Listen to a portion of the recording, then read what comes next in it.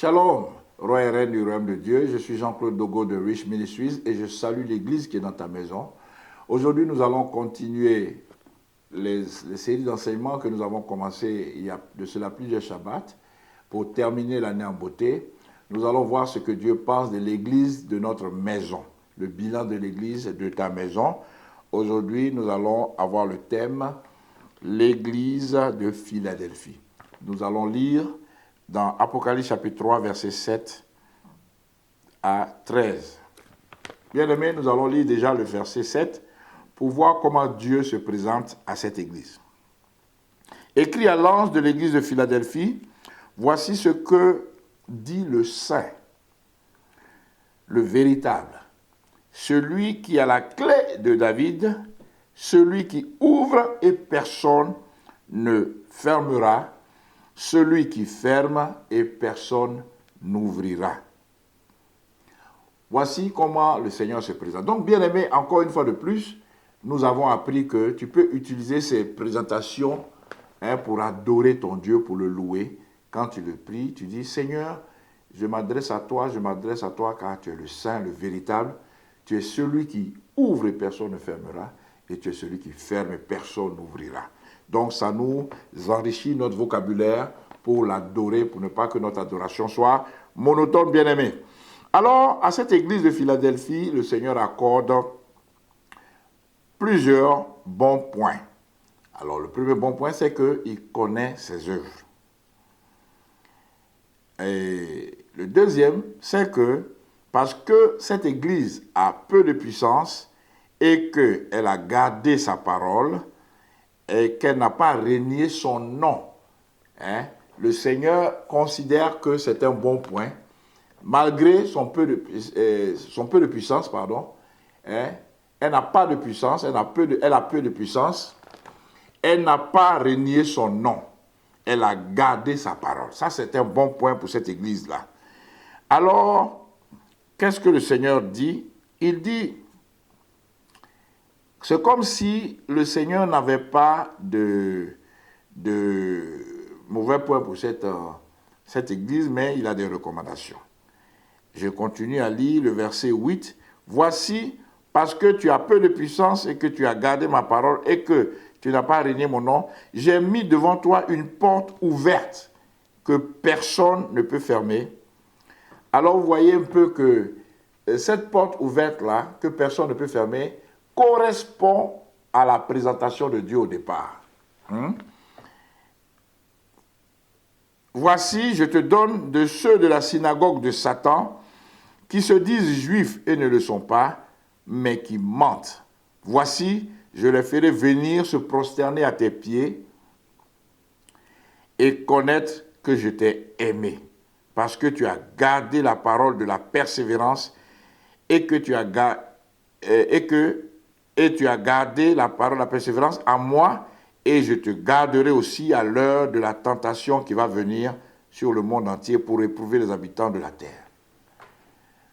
Alors, bien-aimés, nous avions parlé dans les prédications passées des faux juifs, des juifs, des gens qui se font passer pour des juifs qui ne sont pas, mais qui appartiennent à la maison, à la synagogue de Satan. Le Seigneur va les faire venir devant cette église de Philadelphie pour qu'ils se prosternent devant elle. Alors, le Seigneur dit qu'il va garder, il dit quelque chose de très intéressant. Il va préserver cette église de la tentation qui va venir sur le monde entier pour éprouver les habitants de la terre. Est-ce que ce n'est pas cette tentation-là, enfin, une phase de cette tentation que nous vivons en ce moment, où le monde entier est bloqué, le monde entier ne peut pas voyager, le monde entier est éprouvé, tout le monde doit prendre une décision, les pros et les contre, ce que vous savez, que je ne vais pas nommer pour ne pas que la vidéo soit bloquée. Est-ce que ce n'est pas une de ces tentations-là?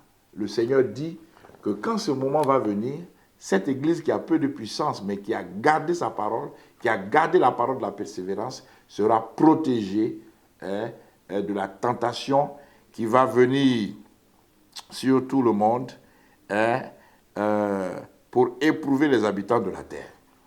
Bien-aimé, le Seigneur continue en disant qu'il va donner à celui qui aura vaincu, il va faire de lui une colonne dans le temple de son Dieu. Verset 12. Celui qui vaincra, je ferai de lui une colonne dans le temple de mon Dieu et il n'en sortira plus. Personne, aucune tentation ne pourra faire sortir celui qui vaincra du temple de son Dieu. Et le nom de la ville de mon Dieu, j'écrirai sur lui le nom de mon Dieu et le nom de la ville de mon Dieu, la nouvelle Jérusalem qui descend du ciel d'auprès de mon Dieu et de mon nouveau nom. Alors, bien aimé, ici c'est très intéressant. Voici l'une des raisons pour lesquelles le Seigneur ne veut pas qu'on prenne le corps qui est le temple du Saint-Esprit pour qu'on écrive dessus. C'est le Seigneur lui-même qui peut écrire sur nos corps. C'est lui seul qui va écrire sur nos corps. Donc, les tatouages terrestres doivent être bannis. Parce qu'il y a un tatouage céleste. Le Seigneur dit à celui qui vaincra, j'écrirai sur lui le nom de mon Dieu. Il y a des gens, surtout des femmes, qui écrivent le nom de leur copain sur leur bras, et puis elles sont prises à le copain, elles barrent le nom de leur copain, après ils écrivent un autre nom, elles barrent, après ils écrivent un autre, elles barrent. Donc leur bras est rempli de noms barrés. Or le Seigneur, son tatouage qu'il fait là, il ne va rien barrer. Il dit, j'écrirai sur lui le nom de mon Dieu. Ça c'est le premier nom qu'il va écrire. Et le nom de la ville de mon Dieu, de la nouvelle Jérusalem, qui descend du ciel d'auprès de mon Dieu et mon nom nouveau. Donc, voici les noms qui seront écrits sur tous ceux qui auront vécu. Premièrement, le nom du Dieu de Jésus. Deuxièmement, le nom de la nouvelle Jérusalem. Troisièmement, le nom nouveau de Jésus. Voilà les trois noms que le Seigneur va tatouer sur nous. Donc, bien-aimés, ne vous tatouez pas. Le Seigneur lui-même va nous tatouer au ciel avec ces trois noms-là. Gloire au Seigneur. Alors, bien-aimés, nous avons compris ce que le Seigneur veut faire avec nous, avec l'église de Philadelphie. Donc, bien-aimé, il faut, même si tu n'as pas de puissance, cette église ressemble à l'église européenne, l'église américaine, où il n'y a pas trop de puissance. Mais ce n'est pas la puissance qui est le problème. Ce n'est pas la puissance qui est importante, c'est la parole de Dieu. Si tu gardes la parole de Dieu, si tu persévères dans la parole de sa persévérance, ton nom sera écrit dans le livre de vie. Tu ne seras pas chassé du temple. Tu ne seras plus chassé. Mais Dieu même va écrire sur toi son nom. Le nom de la nouvelle Jérusalem qui descend du ciel. Et le nouveau nom, le nom nouveau de Jésus. Que Dieu te bénisse. Shalom, les trautes.